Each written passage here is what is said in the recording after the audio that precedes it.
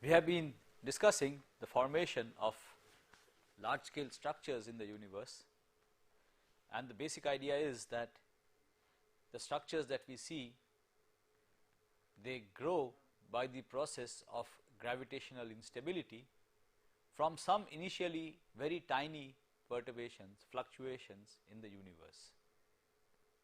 And we have been studying this process using the fluid equations. So, the fluid equations that we have been using are three. We have the continuity equation, rho is the density of the fluid, u is the velocity of the fluid. Then we have the Euler equation, which is this is the conservation of matter, this is the conservation of momentum. So, the velocity u, this is the equation that tells us how the velocity u of the fluid varies, and it has there are two forces acting on the fluid. One is the pressure gradient and the other is the gravitational potential. And then we have the Poisson equation, which tells us how the gravitational potential is related to the density. This is Newton's law. And in the last class we had taken this equation,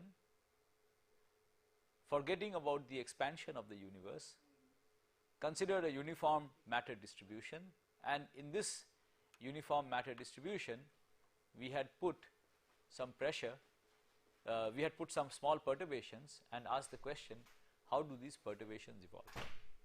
And we saw that there is a Jeans length scale, perturbations on length scale larger than the Jeans length scale, they have an instability, the amplitude of such perturbations increase exponentially with time, whereas perturbations on length scales smaller than the Jeans length scale, these perturbations are essentially acoustic waves. The amplitude of these perturbations just oscillates with time, they do not grow.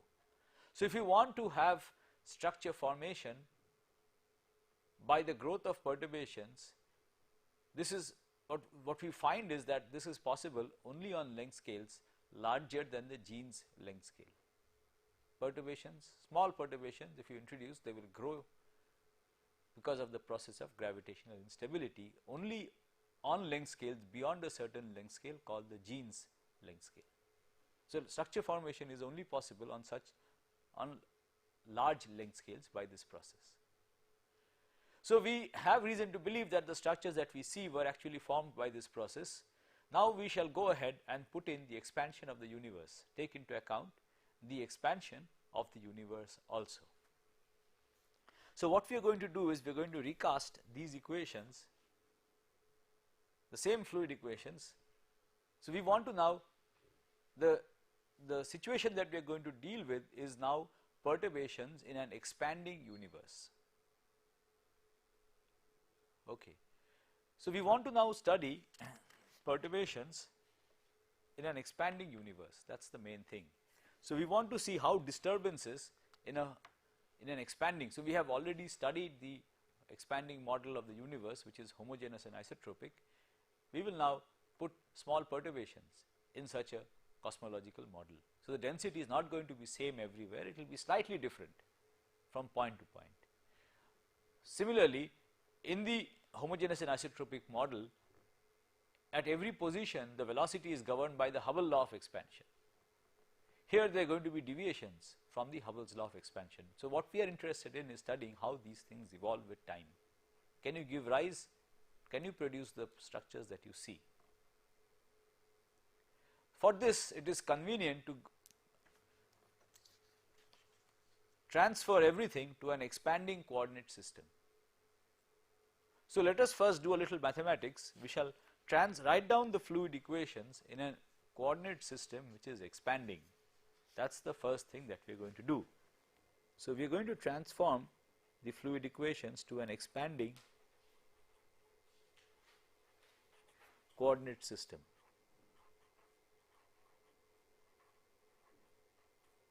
So, there is no physics here. All that we are doing is that the fluid equations here are written in terms of a spatial variable r, which is the physical coordinate.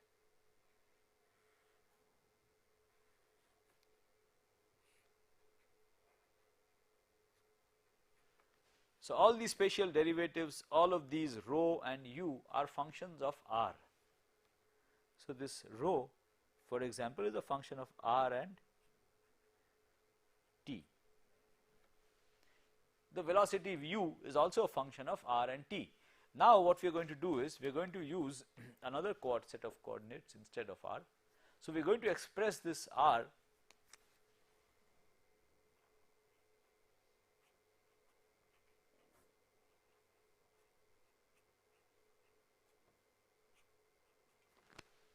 as a of t into x, where a of t is some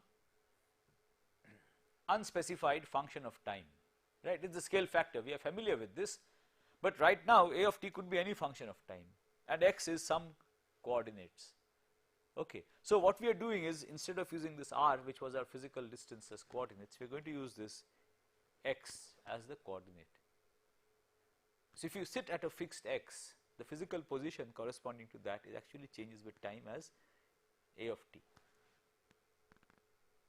Okay. So, we are going to transform everything, this whole equation. So, rho now is no longer a function of r, but it is a function of x and t.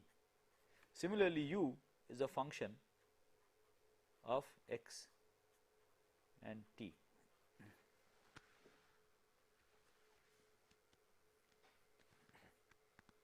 Okay.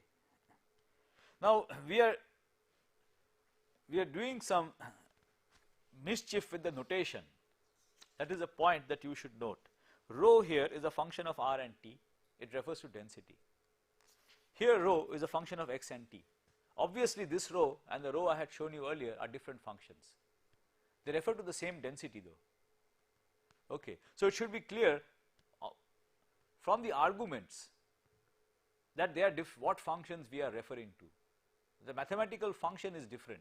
So, rho as a function of x is a different function from rho as a function of r. They are different mathematical functions, but they refer, since they refer to the same physical quantity, we continue to use the same symbol. Okay. So, the same symbol rho is used to represent different mathematical quantities, functions, and from the context it should be clear what we are referring to.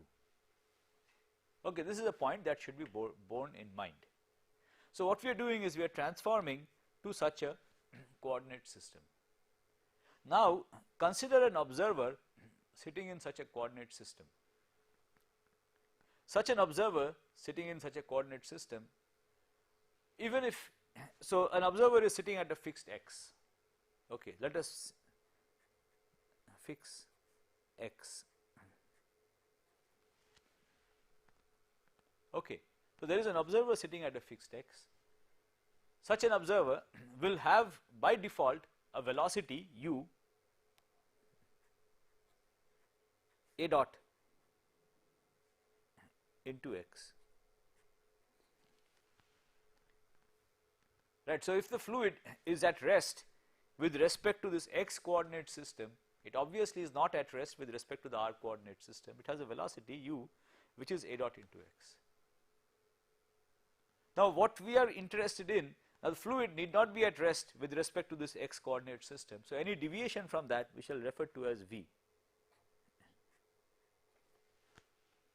So, v is the deviation that is there from this a dot. So, a velocity which is exactly equal to a dot into x, which is at, so the velocity a dot x is at rest with reference to this x coordinate system. V is the deviation with respect to that. Okay. In the cosmological context, a dot x is the Hubble expansion, right. If this is the expanding coordinate system which we had discussed earlier, the comoving coordinate system, if x is the comoving coordinate, so if x is comoving coordinate, refers to the comoving coordinate system,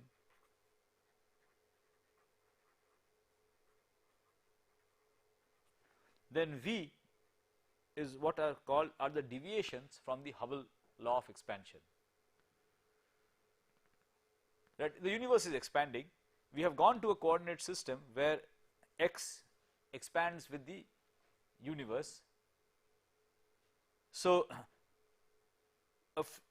the matter which is at some distance away from us, distance r away from us, is expected to be moving away from us with the speed a dot x, Hubble's law of expansion.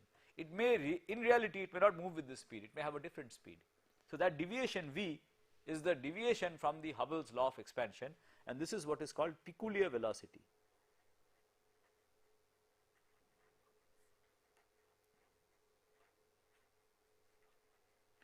So, the mathematics that we are doing is not restricted to cosmology.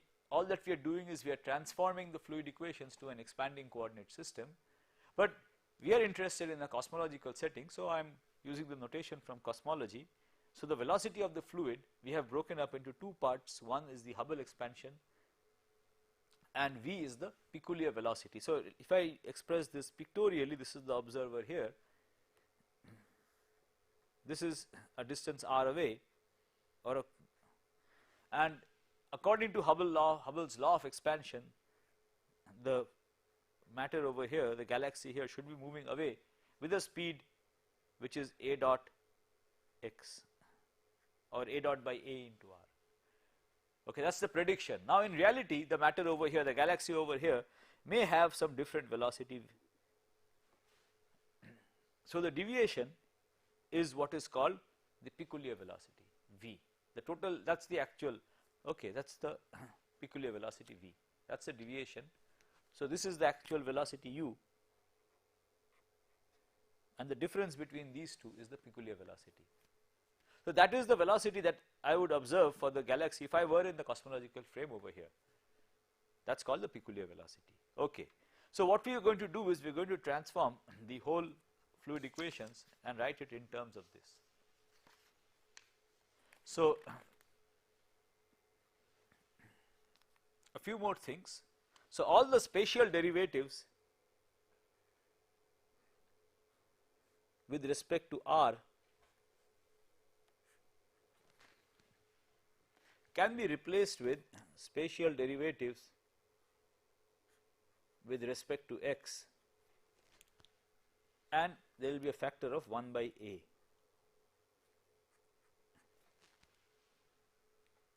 Right, because r is equal to a into x. Okay. So, all the spatial derivatives with respect to r can be replaced by spatial derivatives with respect to x at a fixed time. This is all at a fixed time. So, these are partial derivatives at a fixed time. Okay. Now, what about the time derivatives? The time derivative, so let us look at this. Let us consider the derivative of some function f at a fixed x at a time t. Let us now consider the partial derivative, time derivative here. This is at a fixed value of x. Now, how much is this? Is it the same as partial derivative of f as a function of r? It is a different function, but we are using the same symbol as I have told you earlier to denote the same physical quantity. So, suppose we consider f as a function of r, are these two equal at a so time derivative at a fixed r and time derivative at a fixed x, are they the same or are they not the same? It is not the same. Okay.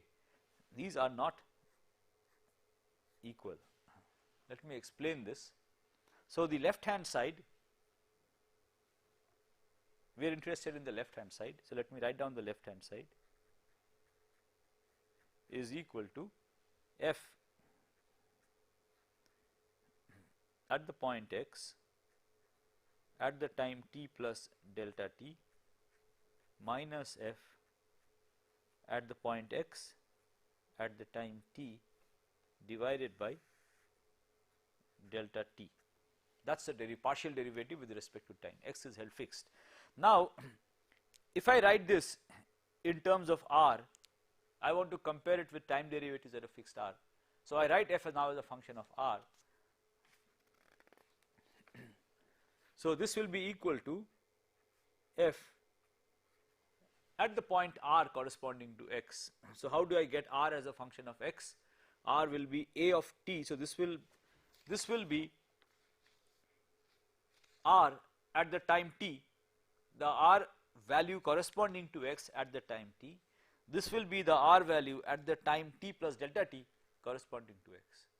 So, if I write these in terms of functions of r, then this is going to be a at the time t plus delta t into x, comma t plus delta t minus f at the time a at x, comma t by delta t. This f is now a function of r, and the r corresponding to any x has been put over here. Now, you see there is a change from here to here, one in the time part and another in the spatial part, because the point corresponding to a fixed x itself has changed, it is a different r. And this can be expanded. So, this is equal to first order. So, I am interested only in first order. So, I can expand this to first order, and what I can write it like this: f, this to first order is going to be a at the time t into x plus a dot x into delta t. I am expanding this to first order. So, this is a plus a dot into delta t, and this will be t plus delta t minus f a x comma t. This a is at the time t. Everything here now is at the time t divided by delta t, and this is equal to. So, if I expand this to first order again, I will have three terms. The first term will be f a x comma t.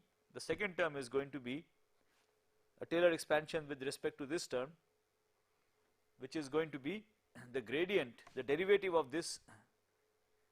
So, this is the derivative of this with respect to r. This is the argument r. So, it is going to be a dot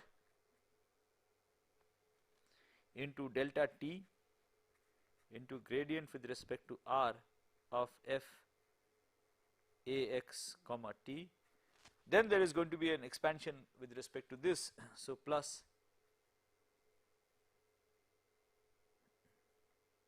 delta t into del f del t at a fixed value of r minus f.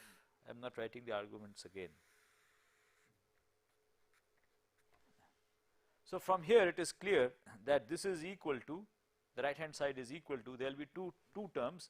One term is del f del t at a constant value of r. There will be one more term which is a dot.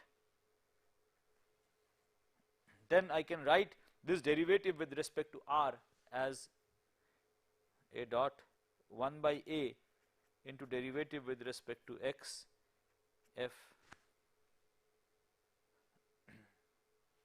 So, what we see finally is that a derivative of f at a fixed value of r is equal to a derivative of f at a fixed value of x minus a dot by a spatial derivative with respect to x of f. Okay, that is the way we transform the time derivatives. This term, this difference, this extra term arises because as time changes, the value, the spatial position corresponding to a fixed x is not a fixed value of r, it changes, and that has to also be incorporated.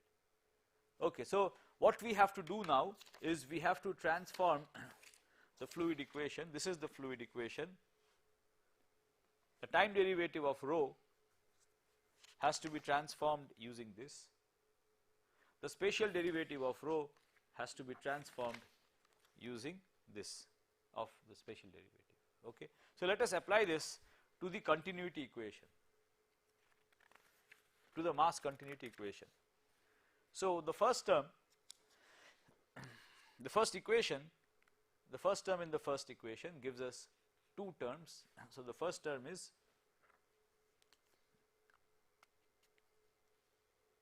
so we are now going to write this in terms of functions of x. All derivatives, all spatial derivatives here are derivatives with respect to r. Now, I am going to write it in terms of x and t. So, all spatial derivatives now are going to be in terms of x. Okay, that is implied. I am not going to explicitly mention it. Okay, so we are transforming these equations to the expanding coordinate system, and all spatial derivatives are with respect to x, all time derivatives that are at a fixed value of x. Okay, so let us write down the first term over here. The first term becomes del rho del t at a fixed value of x, I am not denoting that, plus rather del rho del t minus a dot by a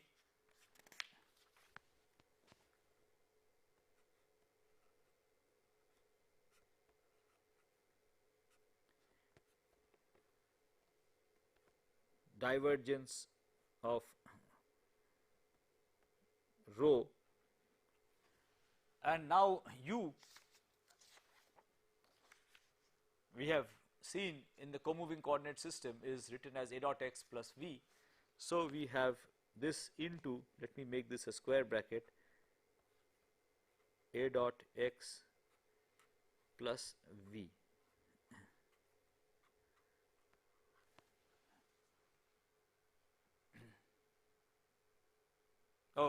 Sorry, this is not correct. This is not correct. Let me go through it again. So, this is my equation. I have to first write the time derivative. So, the time derivative now becomes del by del t of rho plus a dot by a into x dot. Sorry, I have made a mistake here also.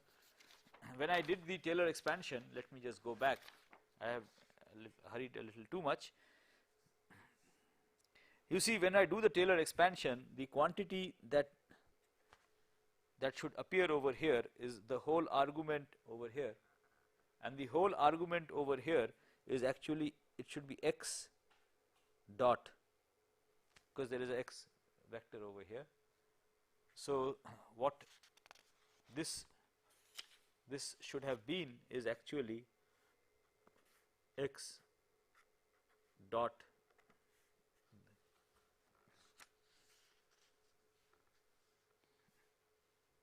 okay, this is what should have been, what it should have actually been. It is only then that you have a scalar, otherwise it is a vector operator. Okay, so a dot into a dot by a, the Hubble parameter, into x dot, the gradient with respect to x. Okay, so please just check this once for yourself at your own leisure, that when I do a Taylor expansion of this term, when I expand with respect to this, I will get the term actually written over here. Okay. So, when I do this for the density, in my original fluid equation, I have a time derivative of density at a fixed r. I want to write this as time derivative at a fixed x, which I have written here. Then I have to introduce this extra term, which is a dot by a minus a dot by a x dot gradient of rho. That is the, so what I have done till now is that I have written the fluid, I have written the first term in the continuity equation. Let me now write down the second term. The second term is going to be plus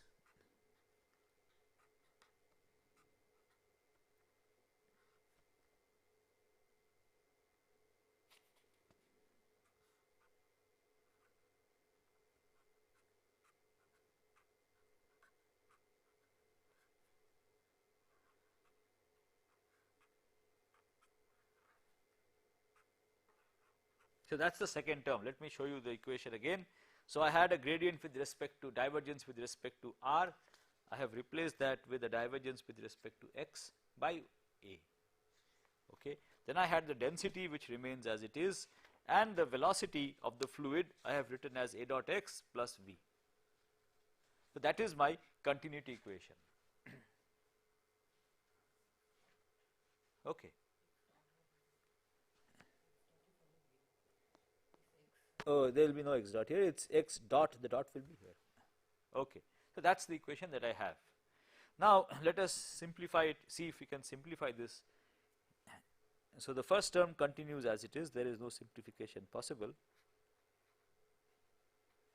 Now look at this term, it is a dot by a into x dot the gradient into rho.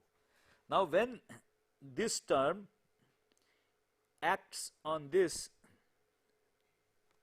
then one of the terms that arises is going to be when this operator acts on this, it will get multiplied by, acts on the density, it will get by multiplied by these two terms, and one of them is going to cancel out with this, and the term that is going to remain is going to be plus. So let us see the term that remains, it is going to be plus this operator, this acting on this, plus, or okay, we need not bother about it. So let us retain that term as it is. So let us just consider the sum of two terms, one is this, let us just consider the sum of two terms, one is the divergence acting on this combination. When the divergence acts on this combination, it could act on this, which will cancel out with this, or it could act with this. Now the divergence of x we know is 3. The divergence of x is 3. So we have one term coming from here which is 3 a dot by a into rho. So this is the divergence of this term. Two terms will be there, one term will exactly cancel out with this. Okay. Now the other possibility is the divergence of this. Let me retain this as it is. So I have another term plus 1 by a, the divergence of rho v. So that is my continuity equation in the expanding coordinate system, written in terms of the peculiar velocity. Okay, that is my first equation.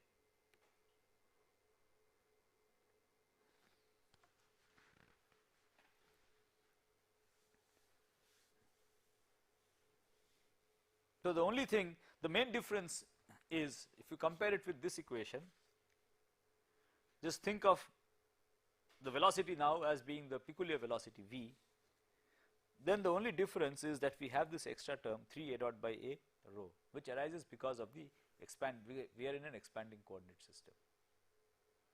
Okay, that is the main difference. Let us now next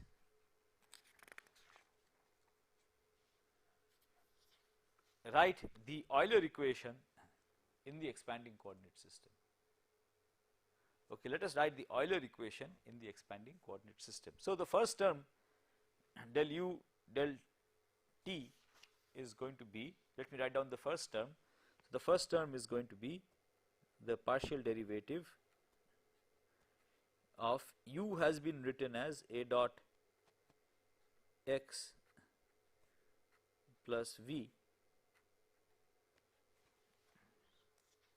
So I am writing this term in the expanding coordinate system. In the expanding coordinate system, u is a dot x plus v, and I have also told you that any time derivative at a fixed r will have two terms. So let me now put the second term. The second term is going to be plus, rather minus, I think this should be minus, no, this is okay, this should be plus. So there will be a minus. Now I have to again put, so minus a dot by A x dot acting on A dot x plus V. So, this is the first term over here. Okay. We have what we have done is we have replaced u with A dot x plus V, and we have written both the terms. Okay. Now, let me write down the second term. The second term is u dot grad.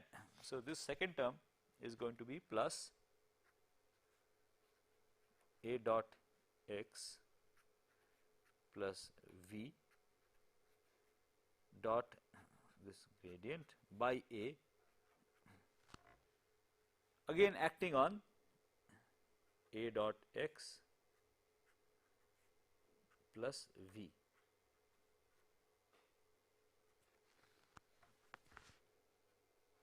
This is equal to minus grad P by rho A. This A comes because it is derivative with respect to x, minus grad psi by A. So, that is my equation, Euler equation written in the expanding coordinate system.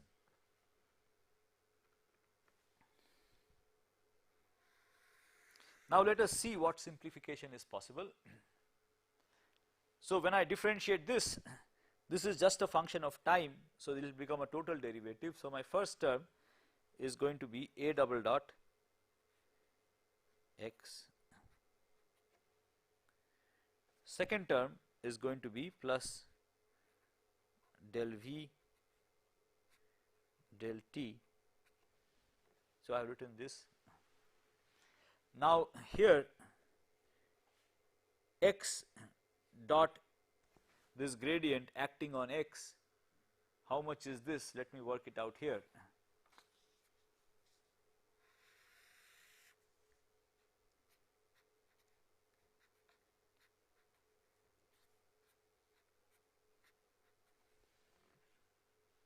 So, this if I write it explicitly, if I write this explicitly, it is going to be x del del x plus y del del y plus z del del z acting on the vector x. Now, when x into del del x acts on the vector x, it is only going to differentiate the x component. The x component of this is x. So, this is going to give me the vector x again. Okay, when this acts on the x component of this, the x component of this is x into I. X into I when differentiated will give me x into I again. The y component will give me y into I, the z component will give me z. So, this gives me x again. So, the first term over here is minus A dot by A into x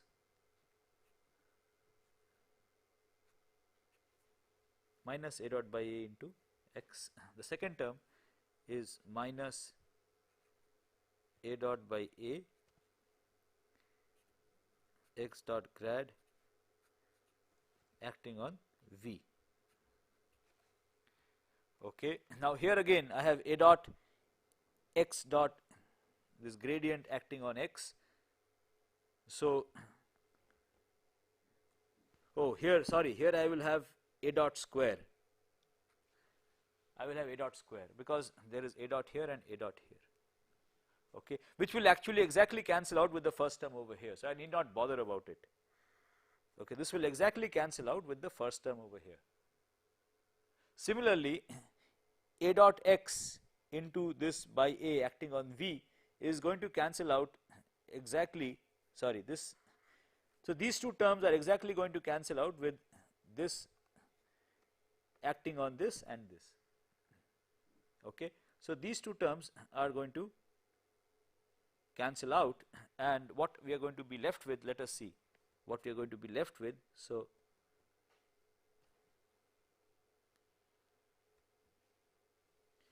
what we are going to be left with is plus V dot grad by A, this acting on A dot x, plus V dot grad by A acting on V is equal to minus grad P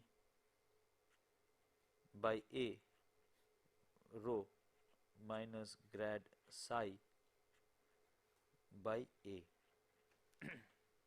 Okay. Now again, V dot grad acting on x is going to just give us V, because here when del by del x, the partial derivative with respect to x, acts on the x vector, it will just give me the I, unit vector I. So I will have Vx into I plus Vx, Vy into j, etc. So finally the equation that we are going to have is going to be, let me write down the Euler equation in the expanding coordinate system. It is going to be A double dot x plus del V del t plus so I am going to have A dot by A into V from here,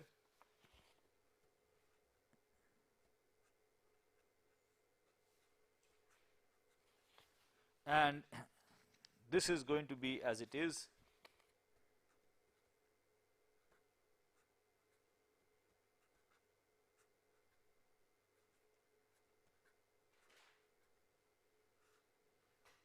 This is equal to minus grad P by rho A minus grad psi by A. That is the Euler equation. And finally, we also have the Poisson equation. The Poisson equation, it is very simple to write down in the expanding coordinate system. So in the expanding coordinate system, this, all that happens is there will be a 1 by A square over here, because these are derivatives with respect to r, and we require derivatives with respect to x. So the Poisson equation becomes del square psi is equal to 4 pi g rho A square. That is the equation. So we have worked out the three equations that we need in the expanding coordinate system. The continuity equation, this is equation number 2, and this is equation number 3, the Poisson equation. So we have the three equations that we require. This is the continuity equation, this is the Euler equation, and this is the Poisson equation. Okay.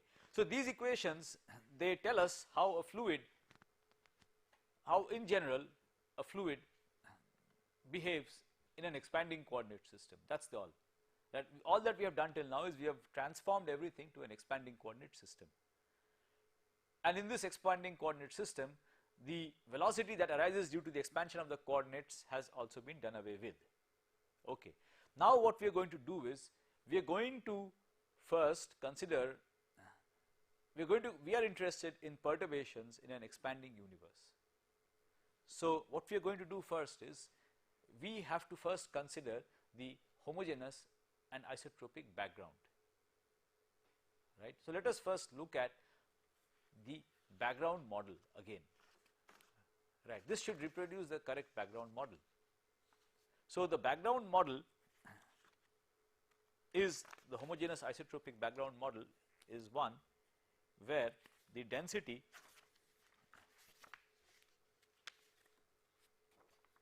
is the same everywhere, it is just a function of time. So the density rho, so let us first look at the background model.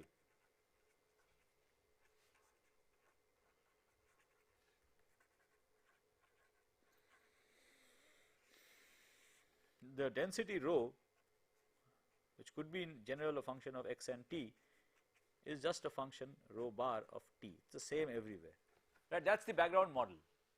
And in the background model, the matter expands with the coordinate system, right. The coordinate system is chosen so that it expands with the matter, and the matter is expanding isotropically, homogeneous and isotropically. So v, the peculiar velocity, is 0. That is the background model. And the pressure, even if it is there, is the same everywhere. So we are doing a Newtonian analysis, so it does not come into the picture at all. Right. So the pressure does not come into the picture at all, right. So with this, let us write down the equations here. So the first equation now becomes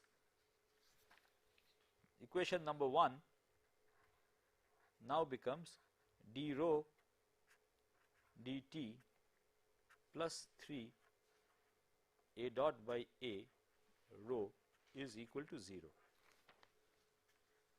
That is the first equation. There are no peculiar velocities. The coordinate system and the matter are doing the same expansion. The velocity is everywhere is just governed by Hubble's law of expansion.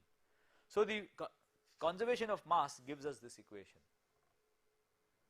right. Now this equation is interpreting it, gives us this equation. The interpretation of this, the solution of this is straightforward. What you do is you divide by rho, and if you divide by rho, then the equation that you get is rho dot by rho plus 3 a dot by a is 0, and it is straightforward to check that this tells us that rho into a cube is a constant.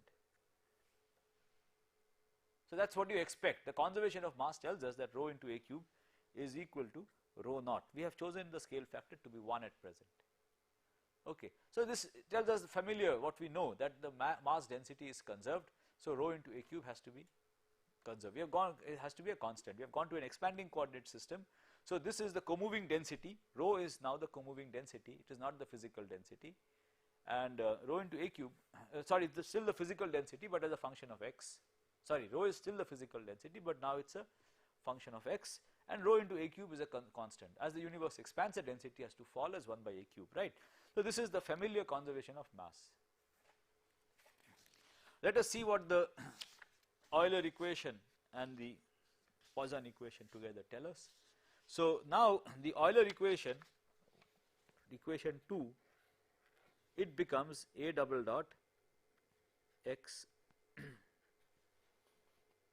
There are no peculiar velocities, so all of these terms vanish. There is no pressure gradient, so this also vanishes, is equal to minus grad psi by a. That is the Euler equation. Let us take a divergence of this equation. If I take divergence of this equation, what I get is a double dot is equal to divergence of x we know is 3. So I can take the 3 onto the right hand side and write it as 1/3. So what I have is this is equal to minus 1 by 3a del square of psi, and the Poisson equation, what it tells us is that a double dot, so if you use the Poisson equation, what it tells us that this is equal to, I replace the Poisson equation over here. So what we have is minus 4 by 3 pi g rho, and here I had a square, and here I have 1 by a, so I will have a. And this equation we had derived earlier from Newtonian gravitational considerations, the same, right. We had considered a spherical mass distribution and worked out the effective force on a test particle on the surface of the sphere. So this is exactly the same background cosmological model that we have already worked out in great detail. Okay. So this is the background solution, this is rho bar, the mean density of the universe, right. So this is the background cosmological model which we have worked out in great detail. Okay. And we are not, since we are doing a Newtonian analysis, it does not include the effect of the cosmological constant, but the analysis is valid even if there is a cosmological constant. Okay, so even if there is a cosmological constant, the same analysis, exactly the same analysis goes through. So the background universe could even have a cosmological constant. Okay, so that's the background model. Now what we are interested in are perturbations from the background model. So we are interested in looking at a density field rho as a function of x and t, which is not the mean value rho bar, but it is rho bar plus some fluctuation in the density. We would like to study how these density fluctuations grow. Okay. Now it is convenient to introduce, instead of considering the density fluctuations themselves, it is convenient to introduce what is called the density contrast, delta.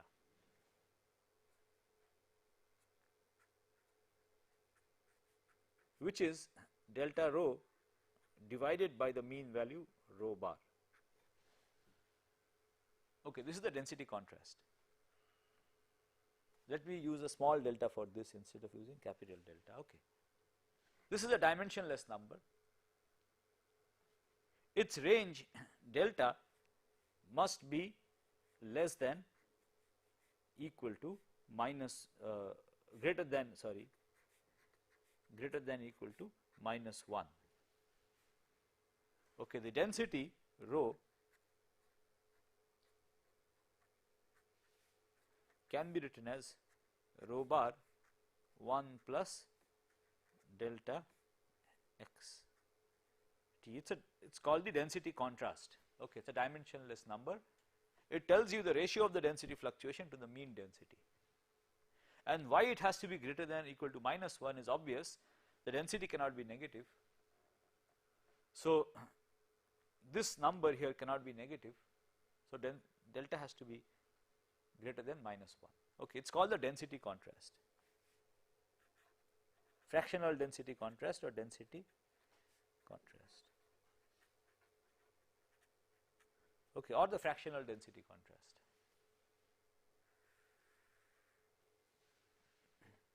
It's a dimensionless quantity.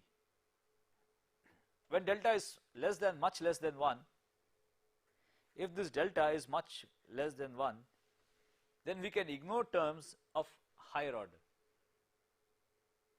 If delta square is much less than delta. Right, any number much smaller than 1, if I square it, its value goes down. So I can then use linear perturbation theory in the regime where delta is extremely small. Okay, it's a dimensionless number, and when delta is much smaller than 1, I can drop all the higher order terms and use only the linear perturbation theory. So we are now interested in studying perturbations, what happens to perturbations in such an expanding universe. Okay, now here, not only this, let us go back to the Poisson equation. The Poisson equation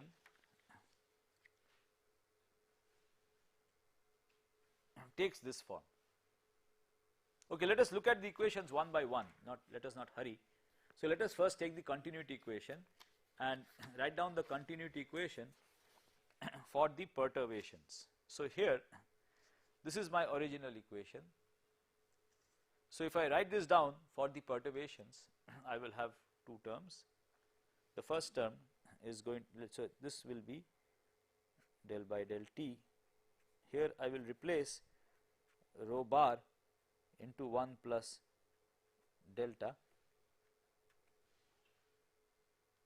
Then I have plus 3 a dot by a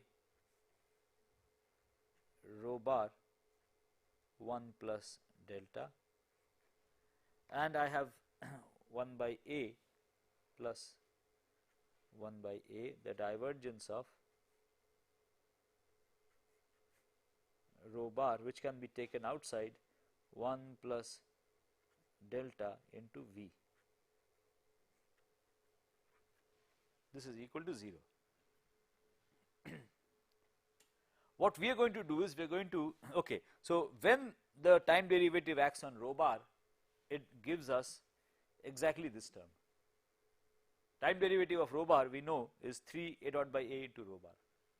So it gives us exactly this term, so these two cancel out. The term that remains here is rho bar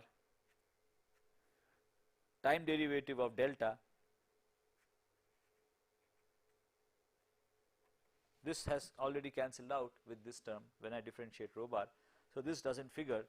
What we are going to do is we are going to assume that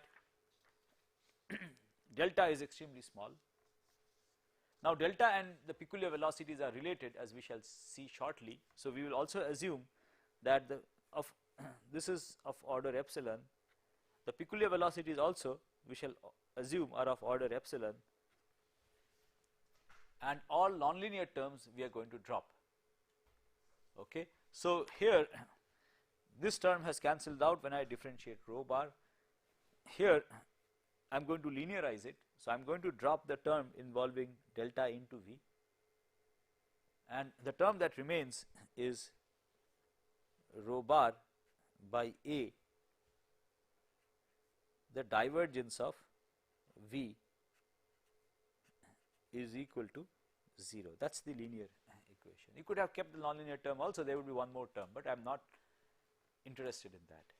Okay, so that is the linearized continuity equation in the expanding coordinate system. Let me write this equation separately over here. So the first equation, it gives me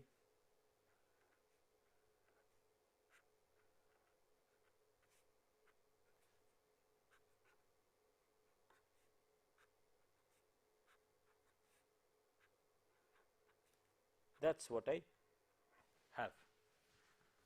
Okay, this is the linearized continuity equation in the expanding coordinate system. Now let us look at the Euler equation.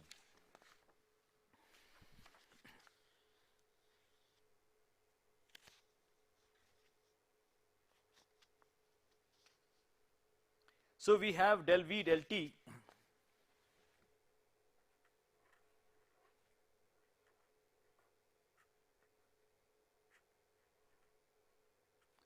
plus A dot by A into V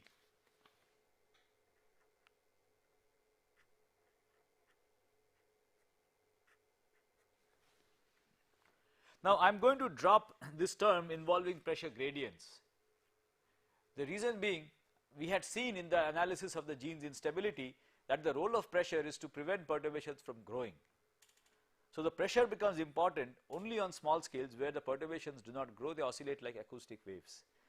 Now we are not interested in this regime. What we are interested in is the formation of large scale structures. Large scale structures only form on length scales where the pressure gradient term is negligible. On large, sufficiently large scales, the pressure gradient term is important on small scales. We have seen this. This is what gives rise to the sound waves. So we are, for that reason, we are going to drop this term. We are going to be interested only on large scales larger than the Jeans length scale, and on those length scales the pressure gradient term is not important. So we are going to drop it from our analysis. Okay, so I am not going to continue it any further. It could have been kept, it would not have made a big difference. Okay, but for our purposes now we are going to drop it. And the term that remains, then this term can be dropped. It is non-linear, it has two V's. So the terms that remain are, this is equal to minus grad of psi by A, and I have the term, I take this term onto the right hand side and I write this as minus A double dot x.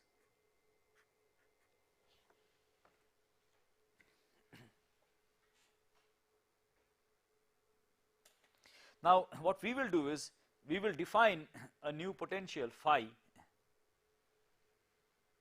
So what I am going to do is, I am going to define a new potential phi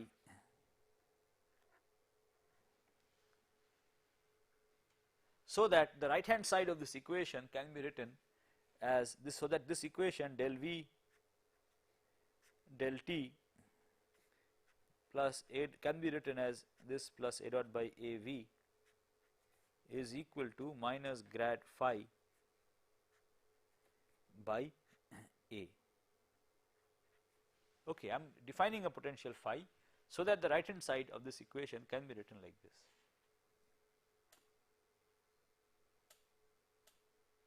So let us see what this grad of what this phi should be. Okay, so what the grad of phi should be.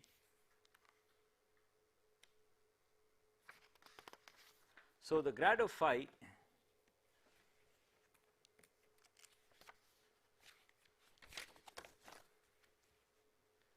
the gradient of phi should be equal to the gradient of psi plus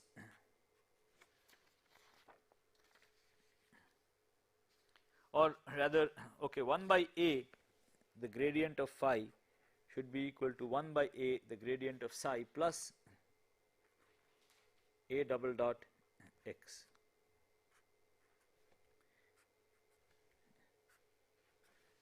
We still really do not know what phi is, but we can take the divergence of this equation. What it tells us is that del square phi is equal to del square psi plus this will be 3a, I am taking the a over here, plus 3 comes because divergence of x into a double dot. Or del square of phi is equal to, now del square of psi we know is 4 pi g rho, and this we know is plus 3, sorry, there will be del square of psi has a square also, a square, because we have gone to an expanding coordinate system, and a double dot we know is minus 4 by 3 pi g rho bar a, and I have already a factor of a over here, this. So what we see is that this becomes equal to 4 pi g a square. Now I have rho minus, this will rho minus rho bar over here essentially. Rho minus rho bar is nothing but rho bar into delta. So del square phi is 4 pi g rho bar into delta. So this is the third equation. So what we see is that phi is essentially the gravitational perturbations, the gravitational potential produced by just the perturbations. Psi was the gravitational potential produced by the total mass. Now we had an infinite universe, so we do not know really how to calculate the potential, but by going to an expanding coordinate system, once you go to an expanding coordinate system, it is an accelerated frame of reference, you introduce pseudo forces, and this pseudo force that you introduce exactly cancels out the gravitational potential of this infinite mass, uniform infinite mass, and what happens is that you are left with only the gravitational potential produced by the fluctuations. This is a great simplification, and so we now have three equations. The first equation is the continuity equation for the mass, the second is the Euler equation. In the Euler equation here, the force arises only from the fluctuations in the mass, the density fluctuations only. Okay, so let me stop over here. What we have done now is derive the linear equations. Tomorrow we are going to discuss solutions.